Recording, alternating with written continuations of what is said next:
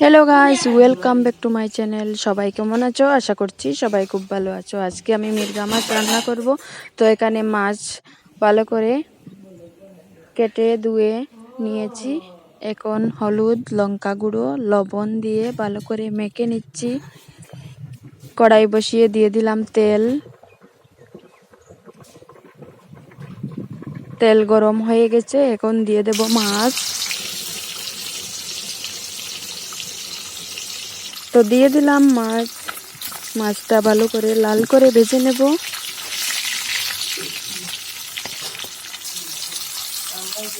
তো মাছের পিসের এক পাশ হয়ে গেছে।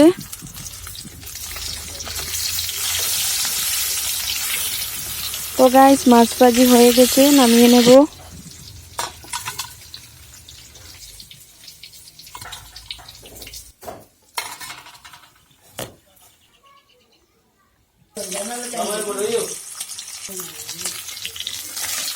এভাবে সবগুলো মাছ ভাজি করে নেব।